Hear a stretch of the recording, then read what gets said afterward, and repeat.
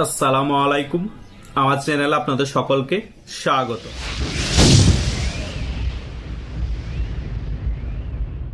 আমেরিকার প্রেসিডেন্টকে দেখলে মনে হয় অনেক পাগলাটে স্বভাবের। এই ডোনাল্ড ট্রাম্প আসলে পাগলাটে স্বভাবের না, এই ডোনাল্ড ট্রাম্প আসলে পাক্কা খেলোয়াড়।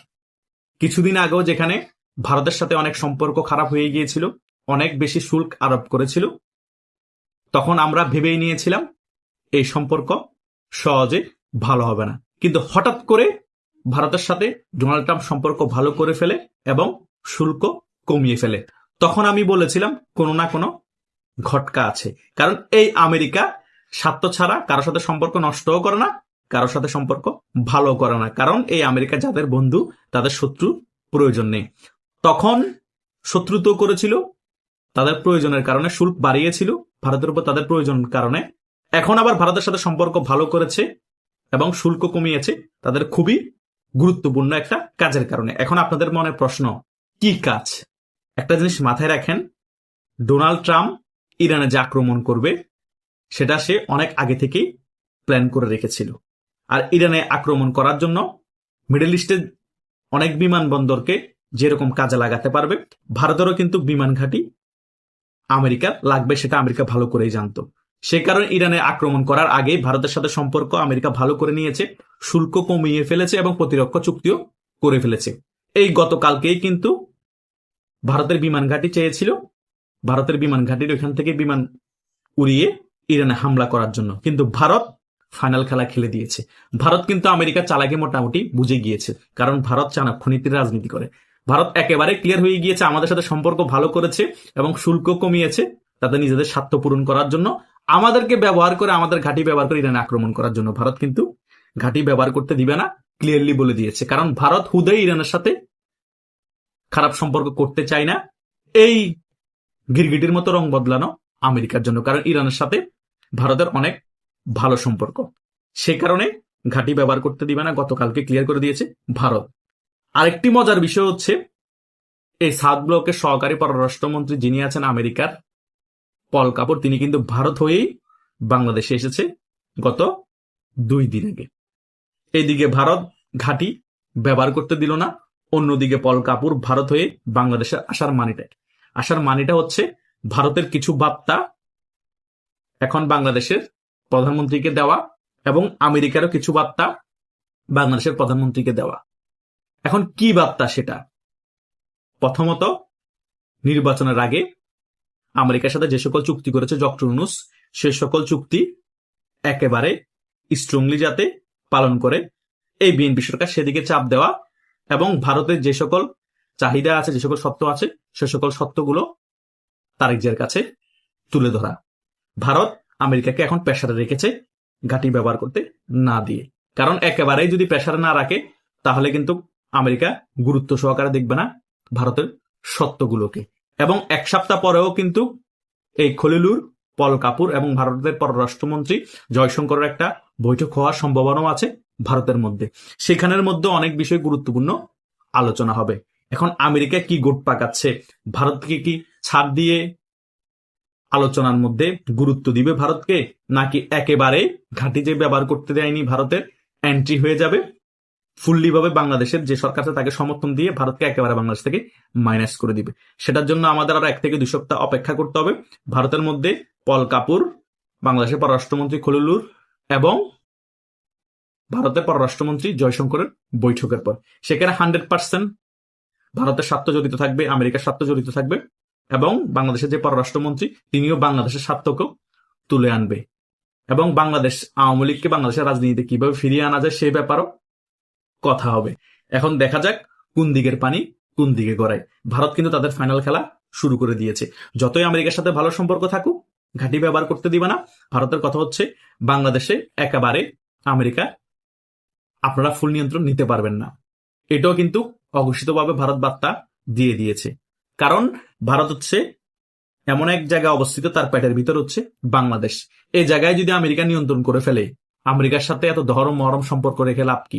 আমেরিকা আমাদের এই বিষয়টাতেই যদি ছাড় না দেয়, তাহলে আমেরিকা উপর দিয়ে ভালো, ভিতর দিয়ে আমাদের শত্রু, আমাদের ক্ষতি করার জন্যই বাংলাদেশকে পুরো নিয়ন্ত্রণ করে আনস্টেবল করে দিলে বাংলাদেশ, তখন বাংলাদেশ আমাদের জন্য হুমকি হয়ে যাবে, আমরা প্যারার উপর থাকবো, আমরাও আনস্টেবল হয়ে যাব। বাংলাদেশকে দিয়ে আমাদেরকে ডিস্টার্ব করাবে আমেরিকা এবং পাকিস্তান। ভারত এটা কোনোভাবে হতে দিবে না, সে কারণে আমেরিকাকে বারবার বার্তা দিচ্ছে, বারবার বৈঠক বসতেছে, এবং শেষ এক সপ্তাহ পরে পল কাপুরের সাথেও গুরুত্বপূর্ণ বৈঠক বসবে। ওই বৈঠকের মধ্যে অনেক কিছু ফাইনাল হয়ে যাবে। আগামীর বাংলাদেশের রাজনীতি কেমন হবে, আওয়ামী লীগ কত তাড়াতাড়ি ফিরবে, শেখ হাসিনা কি আদৌ বাংলাদেশে ফিরতে পারবে, নাকি আওয়ামী লীগ আরো ফিরতে 3 থেকে 4 বছর লেগে যাবে, এবং জামাতের ভবিষ্যৎ কি বাংলাদেশের রাজনীতিতে। আমেরিকা তো এখন জামাতকে খুবই সমর্থন দিচ্ছে, জামাতকে খুবই প্রায়োরিটি দিচ্ছে, এটা কিন্তু মোটেও পছন্দ করছে না ভারত। কথা বুঝতে পেরেছেন? ভারত কিন্তু এই সকল বিষয় কিন্তু 3 দেশের গুরুত্বপূর্ণ পররাষ্ট্রমন্ত্রীদের বৈঠকে এগুলো তুলে ধরবে। আমেরিকা কতটুকু গুরুত্ব দেয় সেটা হচ্ছে দেখার বিষয়, কারণ আমেরিকা তো বড় বড় লেকচার মারে যে পৃথিবীর যে কোনো জায়গায় জঙ্গিবাদের আস্ফালন ঘটলে ইসরায়েল, ভারত আমরা মিলে তা প্রতিহত করব। তো বাংলাদেশে তো জঙ্গিবাদের আস্ফালন ঘটানোর জন্য এখন আমেরিকা দেখতেছি জামাতকে সমর্থন করতেছে।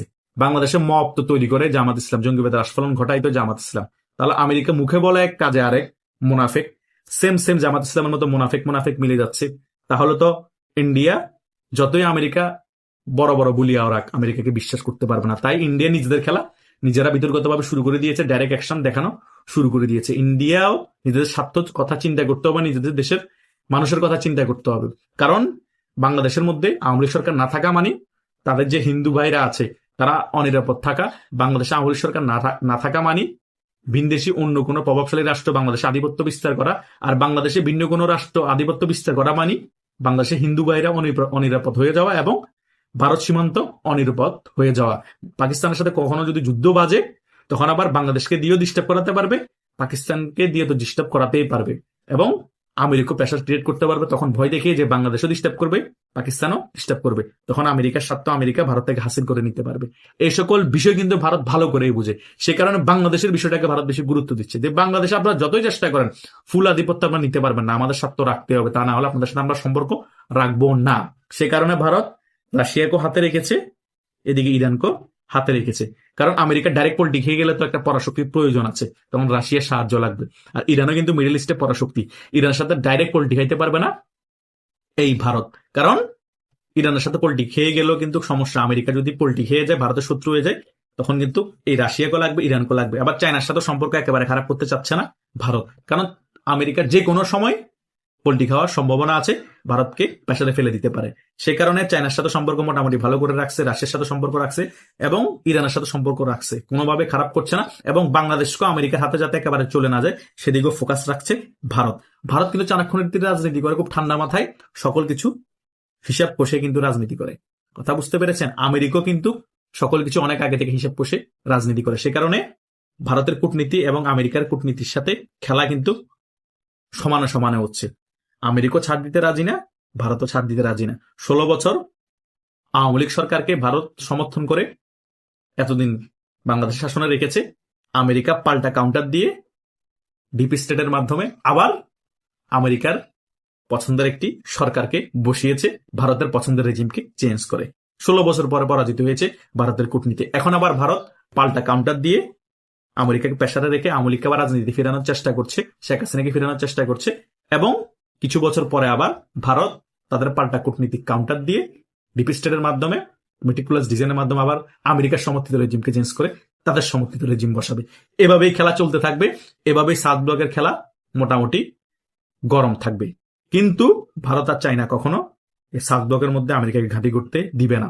যতই বাংলাদেশ সেন্ট মার্টিন দিয়ে দেখ, এটা দিয়ে দেখ, সেটা দিয়ে দেখ, যত চেষ্টা করুক, ভারত এবং চায়না এর বিপরীতে কাউন্টার নিবেই নিবে, কূটনীতিক ভাবে বলুন, যুদ্ধের মাধ্যমে বলুন। কারণ এই সাউথ ব্লকের মধ্যে আমেরিকা ঘাঁটি গেড়ে ফেলা মানে মিডল ইস্টের মতো একটা যুদ্ধ লাগিয়ে দেওয়া, এবং রাশিয়ার সাথে যেভাবে ইউক্রেন যুদ্ধ লাগিয়ে দিয়েছে এরকম কোন একটা যুদ্ধ লাগিয়ে দিবে সাউথ ব্লকের মধ্যে। কারণ সাউথ ব্লকের মধ্যে যুদ্ধ লাগাতে পারছে না কোনোভাবে আমেরিকা, তাদের ঘাঁটি নেই, সে কারণে ঘাঁটি ঢুকে যাওয়া মানে আস্তে আস্তে করে সাউথ ব্লক অশান্তি হয়ে যাওয়া, যুদ্ধ অবস্থা তৈরি হওয়া। কারণ সাউথ ব্লক শুধু কিছু কিছু জায়গায় অশান্তি, পাকিস্তানের মধ্যে আর আফগানিস্তানের মধ্যে, আর অন্য কোনো জায়গায় তেমন অবস্থা খারাপ নেই। তাও পাকিস্তান আর আফগানিস্তানের মধ্যে আহামরি অবস্থা খারাপ না, যে মিডল ইস্টে যে অবস্থা প্রতিনিয়ত থাকে।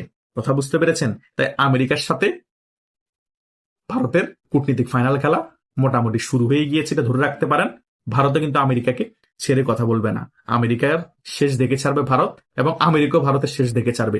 উপর দিয়ে ভালো থাকবে দুনো দেশ, কিন্তু ভিতর দিয়ে কূটনীতিক খেলা চলতেই থাকবে। পরাশক্তিগুলোর কূটনীতিক খেলা এমনই। কথা বুঝতে পেরেছেন? আশা করছি আপনারা এই ভিডিওর মাধ্যমে অনেক কিছু ক্লিয়ার হতে পেরেছেন। তবুও যদি কোনো কনফিউশন থাকে আমাকে আমার মেসেঞ্জারে বা হোয়াটসঅ্যাপে নক করবেন। আমি ওই সকল বিষয় ক্লিয়ারলি আপনাদের সাথে আলোচনা করব। আর ইউটিউবের কমেন্ট বক্স তো আছেই, এখানেও আপনারা মন্তব্য করতে পারেন। আশা করছি আপনারা মোটামুটি সকল বিষয় ক্লিয়ার হয়ে গিয়েছেন। ধন্যবাদ সকলকে।